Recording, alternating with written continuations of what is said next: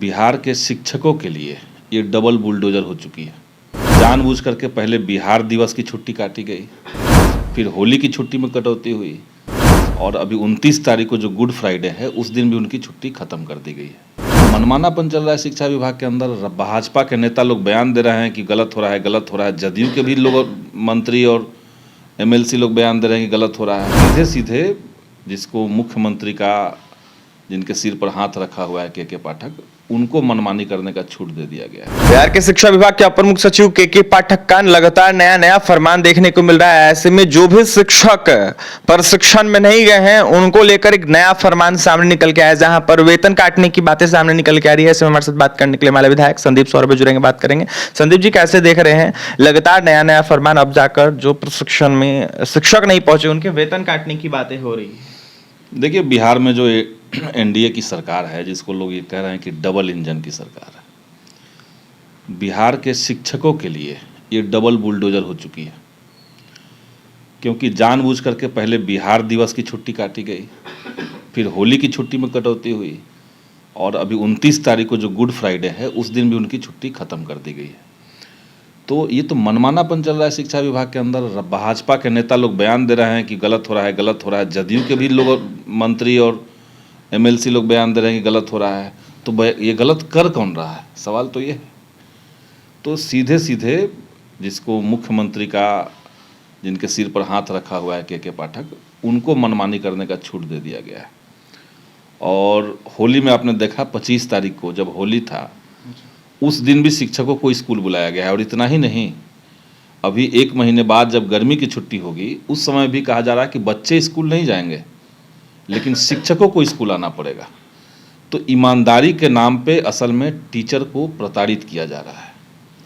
भाजपा और जदयू दोनों मिल करके ये कर रहे हैं, क्योंकि उनको लगता है कि 2020 के चुनाव में बिहार भर के शिक्षक जो थे वो एनडीए का साथ खड़ा नहीं हुए थे। एनडीए के खिलाफ उस समय वो लोग आंदोलन कर रहे थे। तो इसलिए उनको इंतकाम की बात हो रही है कि इंतकाम लेना है, बदला लेना है शिक्षकों से। तो इसीलिए हो रहा है। और जहाँ तक के पाठक को मुख्यमंत्री ने सदन में कहा कि बड़े ईमानदार अधिकारी हैं, बहुत ईमानदार अधिकारी हैं। आज का अखबार आप उठा करके देखिए, ललित नारायण मिथिला यूनिवर्सिटी, उसमें अखबार में तो हालांकि 20 करोड़ दिया है, लेकिन हम लोग जानते हैं, जो आरटीआई से जानकारी निकली है, करीब 100 करोड़ का घोटाला ललित नारायण मिथिला यूनिवर्सिटी में हुआ। वहाँ के वाइस चांसलर और उससे पहले जो बिहार के जो राज्यपाल थे, तो इन दोनों लोगों के बीच में क्या पैसे का लेन देन हुआ, कैसे हुआ, क्योंकि खुलेआम वहाँ पे खुलेआम भ्रष्टाचार हुआ है। और जब जांच हुआ, जांच से इतना बड़ा करप्शन निकला, स्पेशल विजिलेंस यूनिट ने जांच किया है। आज का अखबार में देखिए पूरा डिटेल दिया हुआ है। और तब से लेकर के आज तक स्पेशल विजिलेंस यूनिट जो है वो शिक्षा विभाग से परमिशन मांग रहा है कि हमको जांच फाइनल करने का परमिशन दीजिए, आगे जांच करना है, फाइनल हमें करना है। लेकिन जो सबसे ईमानदार अधिकारी जिसको कहते हैं मुख्यमंत्री जी, वो मना कर रहे हैं, वो जांच नहीं होने देना चाहते हैं। तो बिहार में शिक्षा विभाग आकंठ भ्रष्टाचार में डूबी हुई है।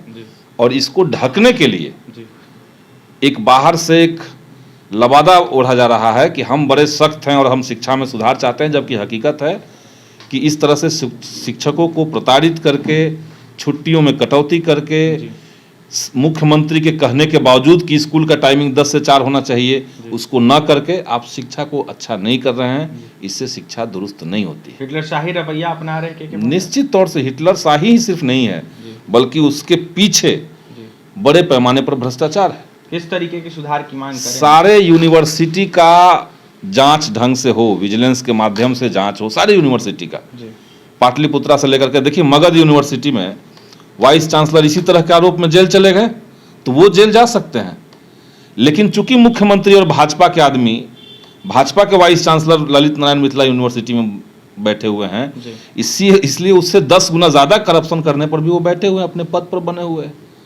तो ये तो अंधेर नगरी चौपट राजा बिहार में चल रहा है। देखिए, बिहार में अंधेर नगरी चौपट राजा चल रहा है और लगातार भ्रष्टाचार हो रहा है। ऐसे में सुधार के साथ साथ जांच की मांग करने वाले विधायक संदीप सौरभ तो वहीं के पाठक के फरमान को लेकर जमकर नीतीश सरकार पर निशाना साधे थे। वहीं क्या कुछ करते आपने सुना है। और भी तमाम खबरों के लिए बने रहे हमारे साथ। बहुत बहुत धन्यवाद।